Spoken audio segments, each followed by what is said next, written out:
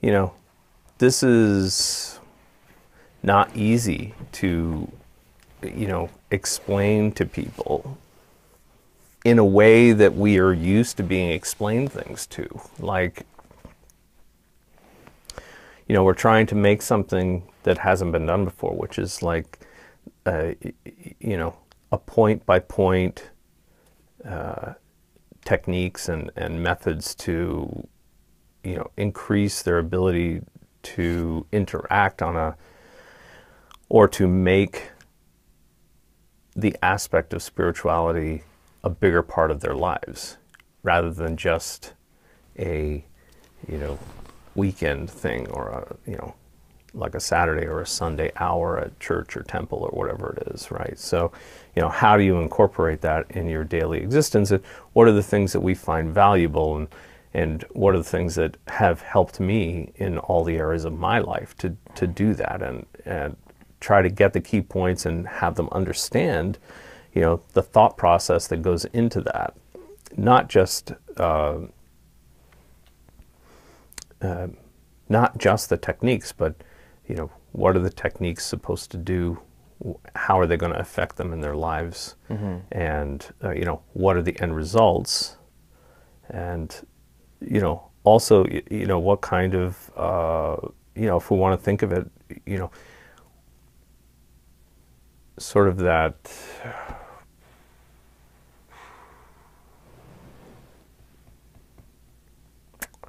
I think almost like, you know, divulging all of the things that others haven't, you know, not secrets or anything like that, just some of the things that would keep people from venturing into this type of avenue, no matter from what technique or what tradition, right? It's like, well, some of the things is that it, you know, it'll mess up your life. You know, it'll muck it around a bit. You know, you know, if you've been in a normal life for a while without any of these elements, or the bare minimum, right? It's like, it's sort of like the best analogy I ever heard was, it's like soup that's been, you know, sort of sitting on the stove for a long time. You know, it's like on the top, it's this very nice clear broth, and it looks okay, but as soon as you stir it around, right, all the stuff from the bottom goes floating around in there. It's like, and I used to say with some of my students all the time, you know, it's time to stir the pot, you know. And anytime they'd do a certain technique and they'd come back and they'd say, oh, this is, you know, all these things are going on in my life now, it's like a jumble. And it's like, you know, you stirred the pot. What did you expect? You know, you upset the apple cart for the most part. You know, you've got to dump that before you can rearrange them in the order that you want, right? It's like, you don't just get to, you know, replace, you know, one structure with another structure. First, we take that structure out, and then we replace it with what we want, right? It's not just building an addition on to your place. It's redoing your place. Those are two different ideas, right? Everybody who's put an addition on their home knows the mess that goes along with that, right? It's like they're cutting into your house, they're exposing it to the elements, and they're, you know, they're constructing a new piece of it on there, right? I mean, you know, you're cleaning up sawdust and, you know, dust from other drywall and everything else, not to mention just the havoc of having a bunch of workmen in your place for an extended period of time, and, you know, having your house with a plastic sheet over the end of it, so while they're, you know, building this thing on, and you know, it's really disruptive, right? That's one territory. But if you were to think, oh, we want to build a new house, you know, but we want to build it on the same site, it's like, okay, where are you going to live for the length of time? You know, you're going to be displaced from your home. You're going to be displaced from that which is familiar to you. And so, and even though it's a, you know, kind of a, I think, you know, in some ways a funny analogy, it's very apropos, right? Because it's like, yeah, you've got this life that you've set up. Either you've intentionally done it or you've unintentionally done it, but you've done it. It's your responsibility. But it is familiar to you. Even if it sucks, the suckness is familiar, and so there's some Which kind makes of it slightly less sucky. In some ways, yeah. I mean, it's because because again it's familiar, so you can complain about the same old things, or you can do this and that, but it's like you know them. So there's a level of comfort there in a way that's really bizarre, but it's true, right? And so in starting any of these progressions, starting any of these new techniques, or even just entertaining the idea that there might be something there sometimes is enough to like really start that agitation going on, right? And so, and that agitation within you, even if it seems exciting at the time, that resonates out. And what's the first thing that it's going to do?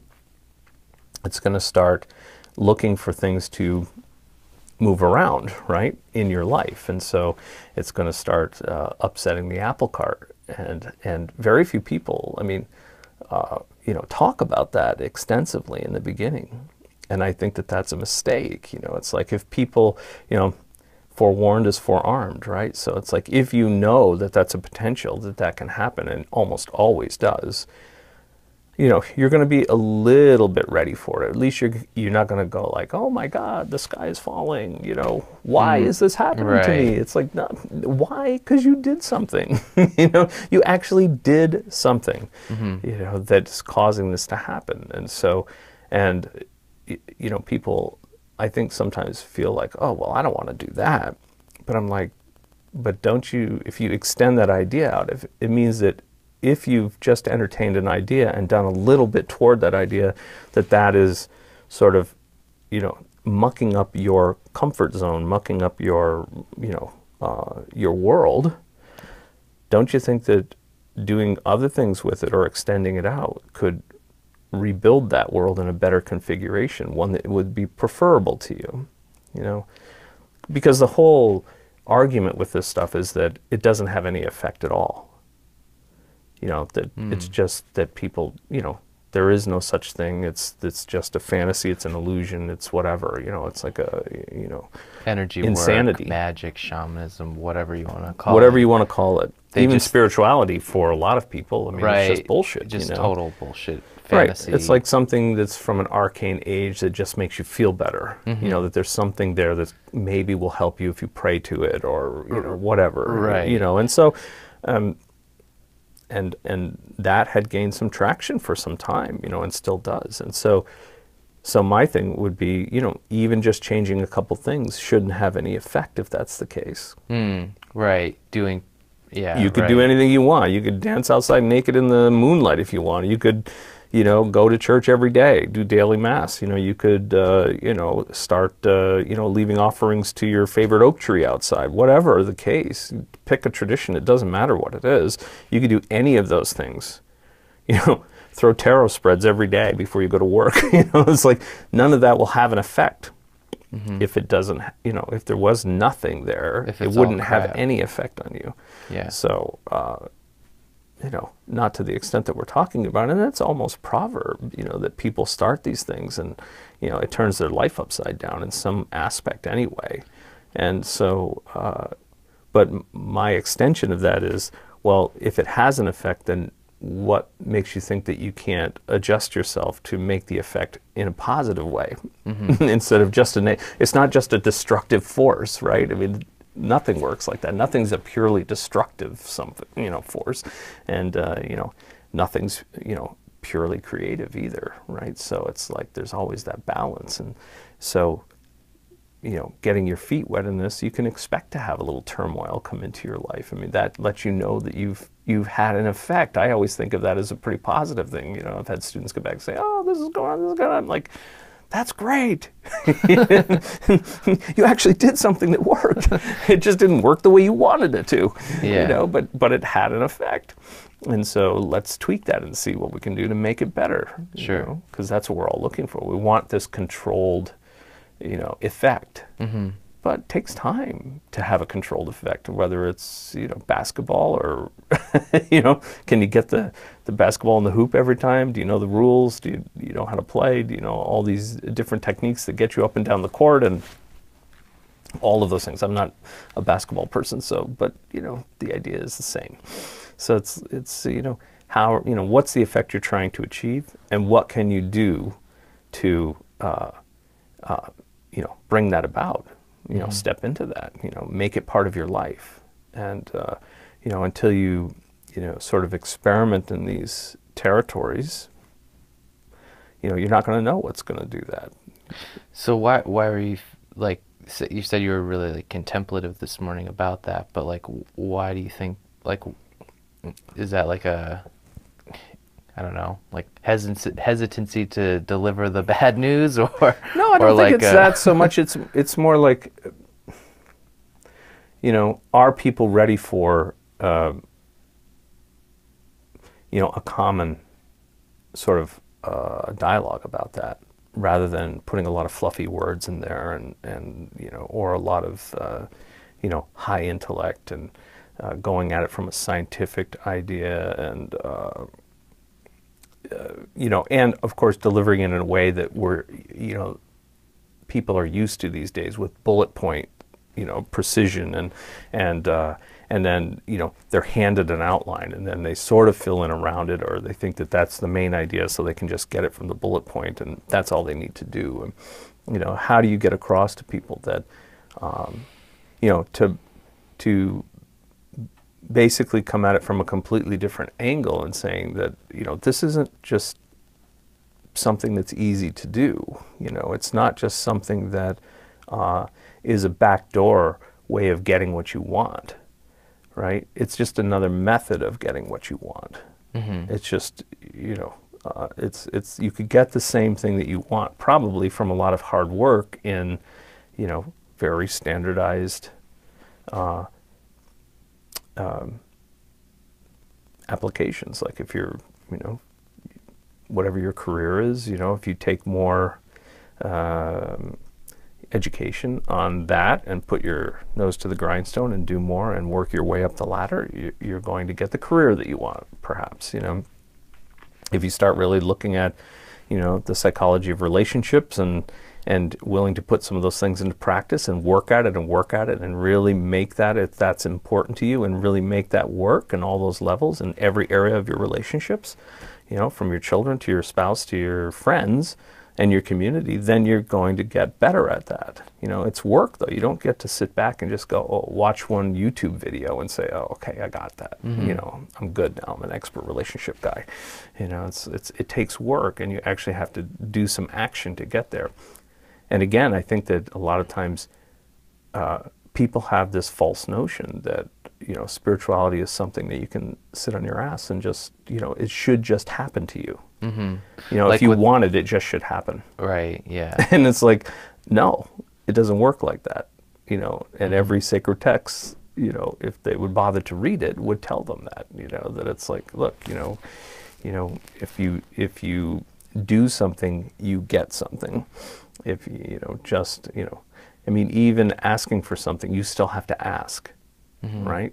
Yeah. You still have to ask for help. It's not like you just expect help to happen. And I think with the seeing aspect of spirituality, and particularly with anything that's, you know, shamanic or magical or whatever, it's like, I think the most frustrating part, you know, for me has been like the fact that there's like it's not just that it's hard work. It's that it's hard work, and there's really a lack of good instruction around it.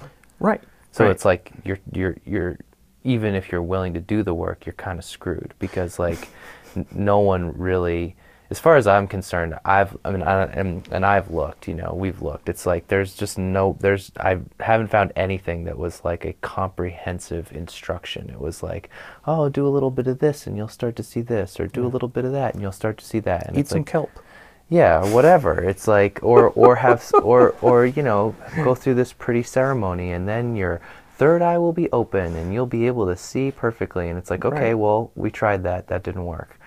So, you know, so I think, you know, I think it's good to preface it that it's a lot of work, and that you know, just like any other energy work that people have done, you know, it's like that it will turn aspects of their life upside down or inside out, or that they can expect some change and all that kind of stuff. But it's like, but for me, it's like, oh, I mean, if I was looking at this for the first time, it'd be like, okay, thank God, here's some stuff. It's like, I can do this, I can practice this, and I can expect to get this result or have an experience in this area or whatever, and I know I have some kind of a map in my hands. Finally, you know, it's Right, like, right, 'cause right. it's so, I mean, there's that aspect. It's just, you know, for me, it's always important that people get sort of a bird's eye picture of the whole thing, you know, not to make it Pollyanna, you know, it's like, oh, this is so wonderful. You'll be yeah, it's wonderful, but, you know, it's not instantaneous. There's work. yeah, There's nothing that's of any value in this life that doesn't have some work attached to it yeah, that I can think of. yeah, You know, I mean, even, you know, the unconditional love of your dog.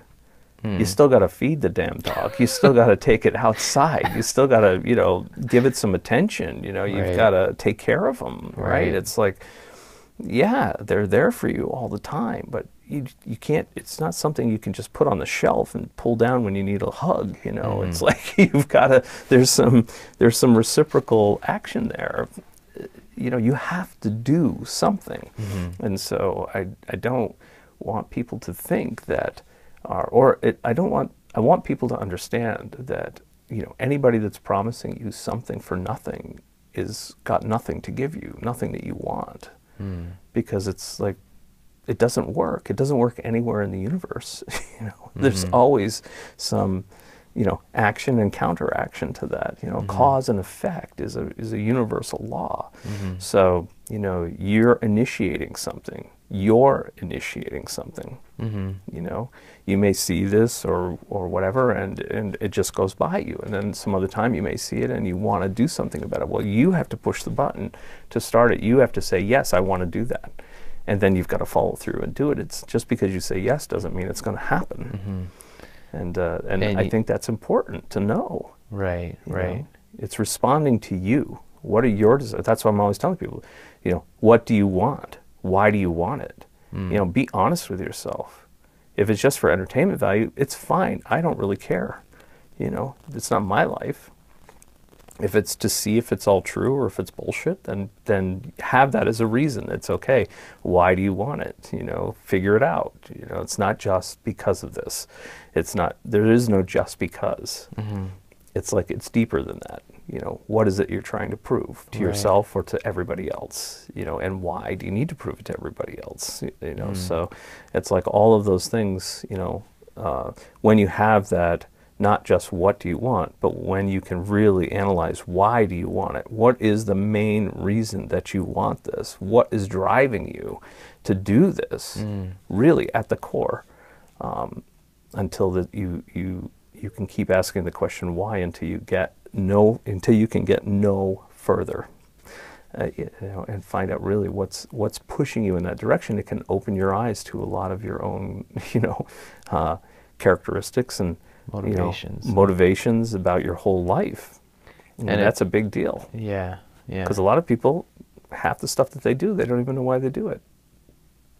So, you know, how can you expect to get a result when you don't even know why you're doing something?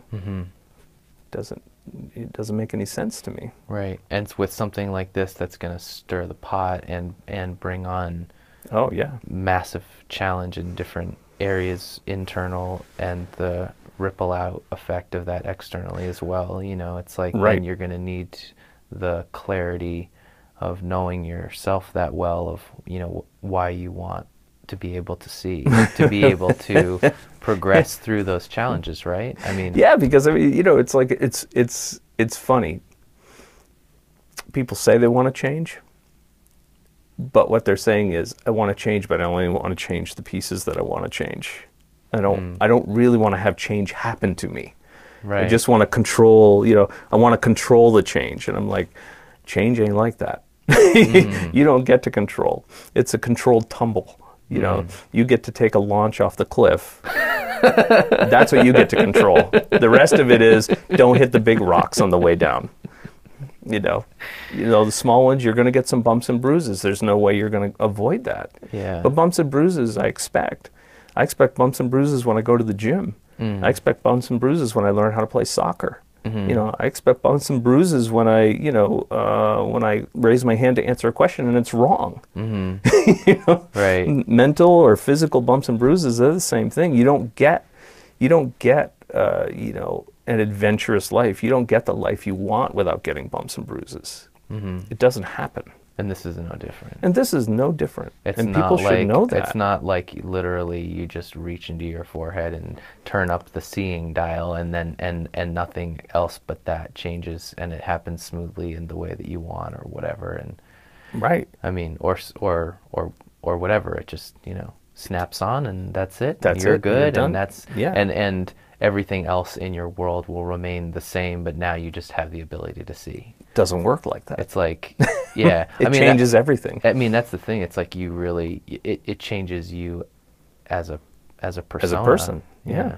Yeah. You adjust yourself to that, right? It's like you're not having the world adjust to you. You're adjusting yourself to the world and making the world that you want. Well, you're becoming a different version of yourself. Right. The one that can see. Right. And you don't necessarily know what the differences are between the you now and the you that actually is able to do that and to do it well. No, because all of your methods for interpreting how you interact with the world will be augmented, right? So, you know,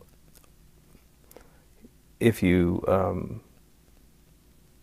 you know, if you enhance the way that you interact in the world, you know, your expression in that world is going to be different than it is now. You know, how could it not be? Right. Right. But I mean, there's and why wouldn't you want it to be?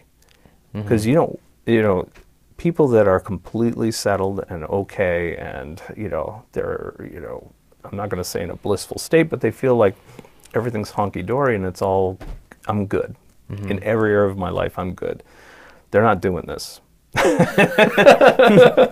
Or I would say, don't do this. Okay. Whatever you've done, you did good. You're Okay? doing great. You're doing great. Leave it alone. Keep going. You know, keep going. You don't need this. You don't need this. So, but for everybody else who has some, you know, some yearning, some, you know, it's a call to adventure. It's the beginning of the heroic journey, right? It's like but this incorporates all of the aspects in your life. It's not just a spirituality, right? It's like, how does it interact with your relationships? How does it interact, you know, with your career? How does it interact with your health? You know, it's not, you can't isolate this into one territory. It bleeds into everything, right? Can you isolate your career? You know, you could isolate your career, you know, if you were really just trying to enhance that. I mean, it would have an impact probably if, you know, if you were trying to really bear down and go for that partnership and you had to spend 70 hours a week at the office. It's going to have some impact on your relationships, probably definitely going to have some impact on your health unless you're super focused on everything else that you do, right? And a lot of people do that. Entrepreneurs do that more than that. You know, we've done that. It's like, you know, 100 hours a week, no problem. So it's, you know, it's, you know, you're going to have to, there's give and take there, and there's play in that. It does affect the other territories, right? But, you know, I feel like none of them interact with the others as much as, you know, your spiritual life pervades everything that you do, you know, on all levels, including, you know, just as a, you know, just to make it very clear again, including your time off and your sleep, right? Your sleep is, you know, sleep is normally our escape from the daily grind, right? To, you know, it's our respite in the day, and hopefully we're getting enough of that, right? But usually we think of that as downtime from the world.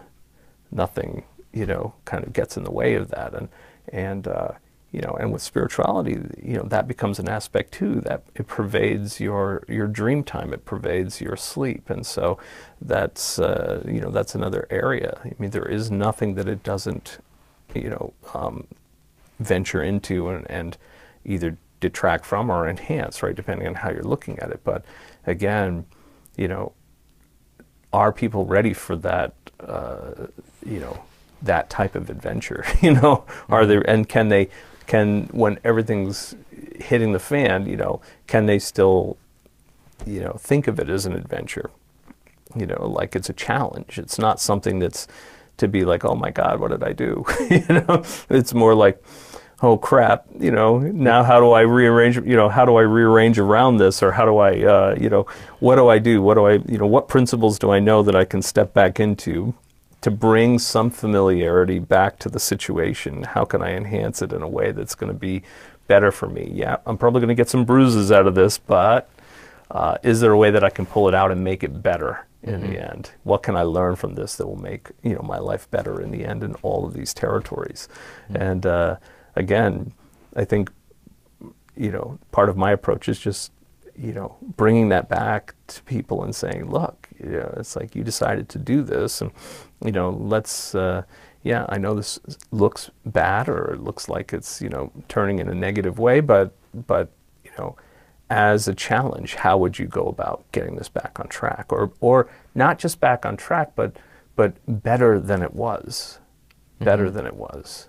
You know, a lot of people lose their jobs and they have to be retrained, right? So it's a pain in the ass, right? It's like all of a sudden I'm going to go back to school at 40 or whatever, right? And get back in there, retrain myself for a totally new career that, you know, a lot of people are starting when they're 26 and I'm starting when I'm 44. You know, that's like, that's tough. Those are hard things, right? And so, but, you know, a good mental attitude is a good way to, you know, sort of circumvent the negative aspects of that, and saying, well, if I have to do that, you know, I'm going to be the best at that, and so that I can, you know, achieve my goal of a good life, and at least in that aspect, and, you know, and that, you know, everybody's on board. So you're going to count part of that, right? You're having a conference with your family, your wife and your kids, you know, and saying, I got to do this now, or, you know, we're going to be stuck. So, you know, everybody's got to pitch in together. You know, the kids got to, you know, be responsible for some of their own stuff, and you know, and pitch into the family that way. And you know, your wife's got to be supportive at the same time, or the husband's got to be supportive at the same time, and say, here's how we can divvy up the workload so that I can do my study and do my, you know, retraining, and you know, be at the, you know, as close to the top of my class as I can be, so that I'll be the first one chosen, you know, with experience, you know, life experience, which is big in the market, you know, and you know, and be able to do this work and get the job that we need in order to survive this. And you know, it takes effort to do all those things, right? It's not something that's easily done. And but again, you know, sometimes looking at it as an adventure, and I think that's where a lot of these motivational people come in, right? They reframe those things, the hardships, into challenges. It's like, you know, if it's a hardship, you're trying to withstand it. If it's a challenge, you're trying to overcome it. And I think that's a big difference. You know, everybody has a different tolerance level of what they can withstand, but we all know that we can push beyond our normal, what we conceive of as our normal limits, to overcome a challenge, you know? So it's like, you know, and especially if you have the support of your, you know, your close relations, you know, that's important, friends and family, all of that, it's a big deal. So we can overcome more. It's sort of like, I remember this story from one of my old medical journals. It was like turn of the century kind of thing, when, you know, there wasn't a lot of anesthesia or those types of things, and they're digging a bullet out of somebody or whatever, or something awful, or sewing somebody up, and they would have, you know, if it's a big guy, they'd have like, you know, sometimes they'd have the nurses holding them down, and they found that worked better than a bunch of guys holding them down. Because, not because the women were stronger, obviously, right?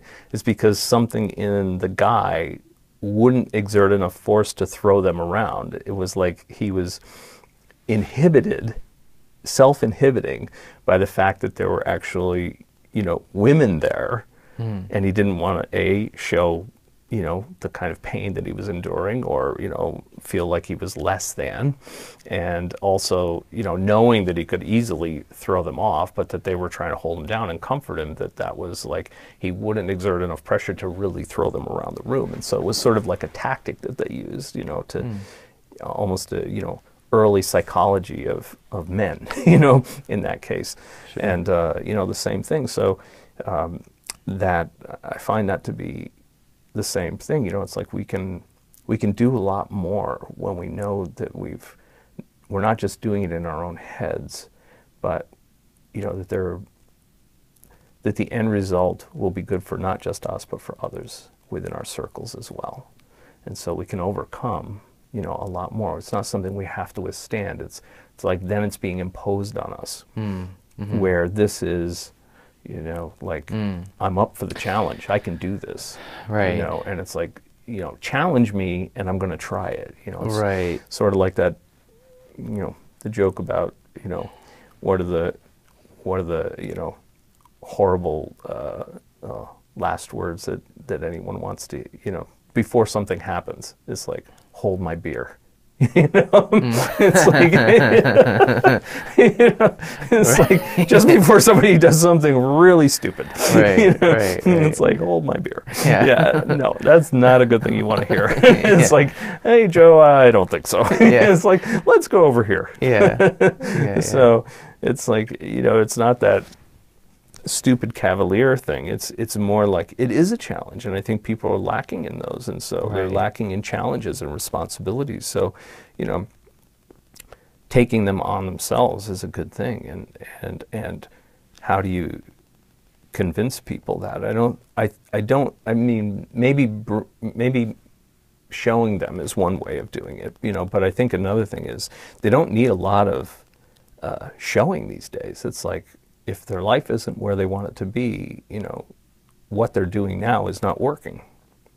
So, you know, wouldn't it be the case that, you know, reevaluating what you're doing, which we encourage all the time with all of this stuff, right?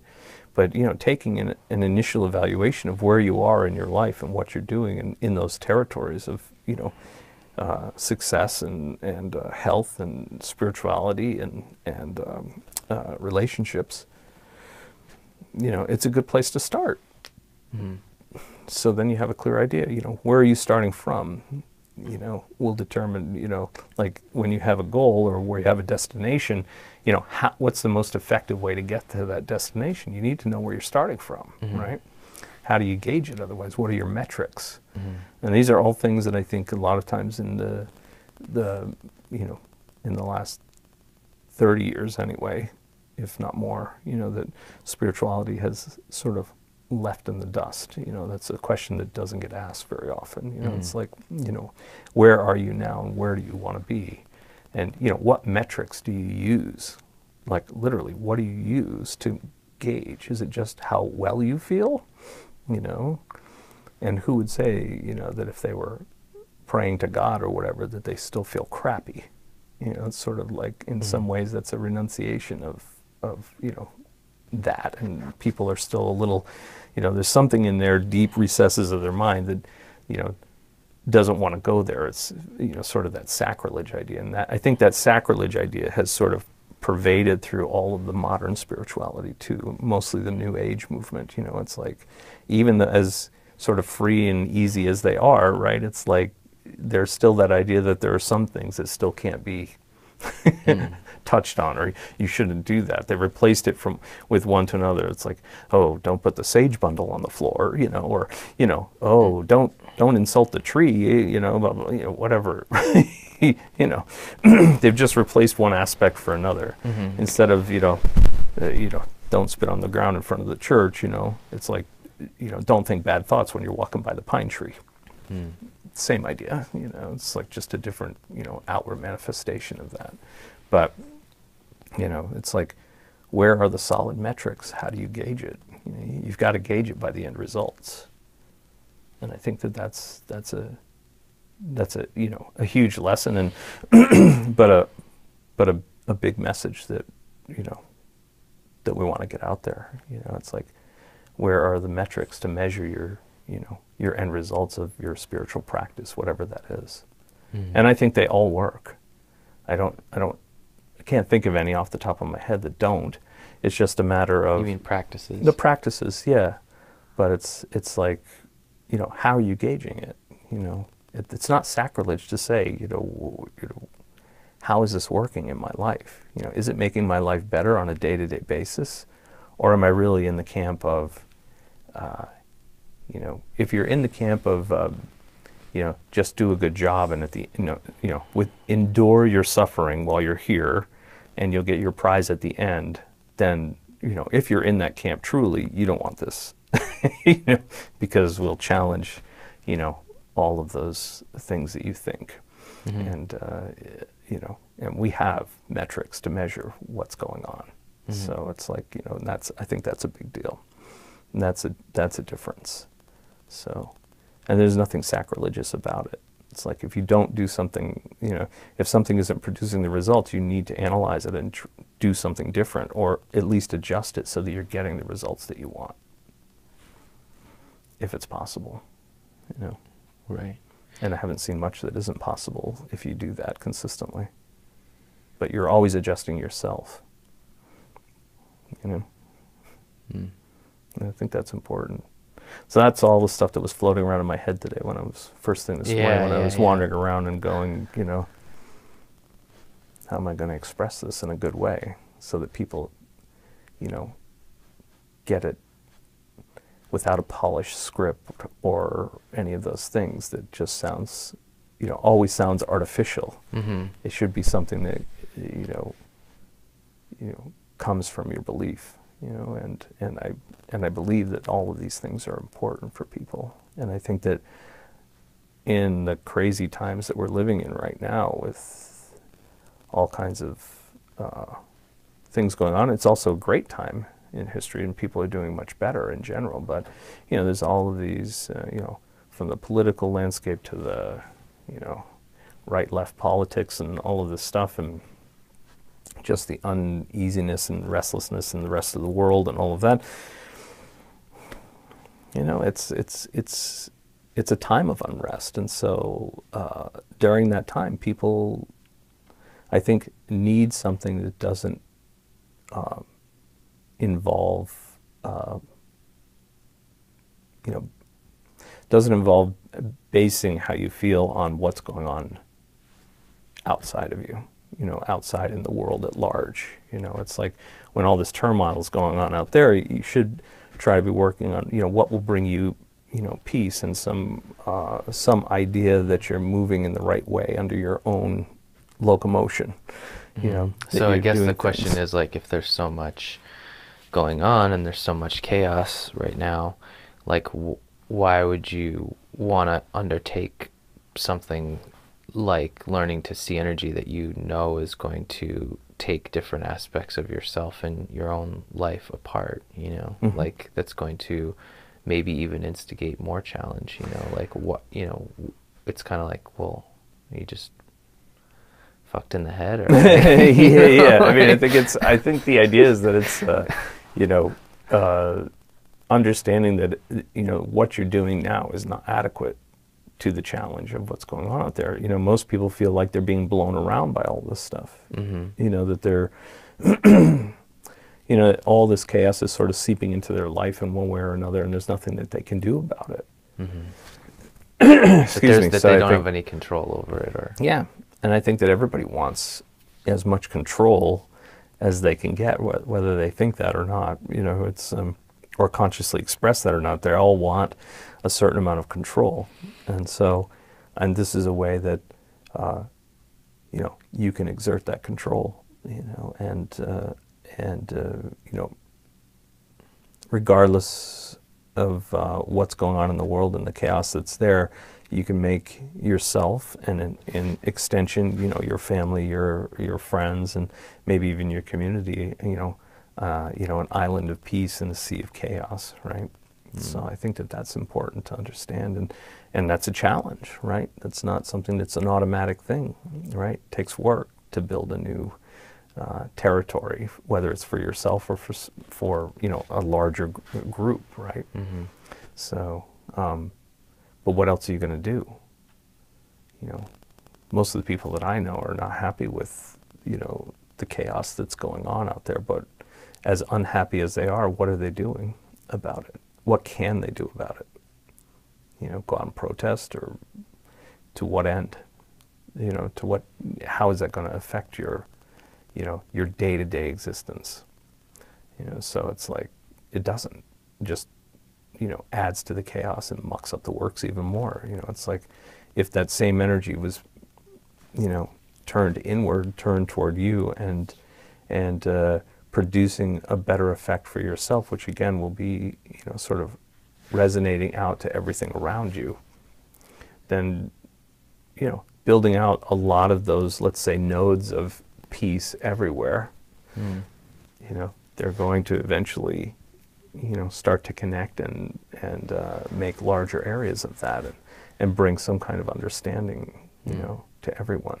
And again, it's not this homogenous idea of everybody doing exactly the same thing. It's not like that at all. I mean, I do believe that there's, many different paths or, traditions that can affect the change for you. I think that I haven't found one yet that wouldn't be able to do it, the ones that I know anyway. But, how do you integrate them into your life so that they're really, infiltrating everything and sort of turning things in the way that you want them to go. Starting with you. It has to affect you first. So, yeah. Cool. Yeah. All right. On to the next one. On to the next one. I think. More coffee. Yeah, let's get some coffee. And then we'll dive into the next part.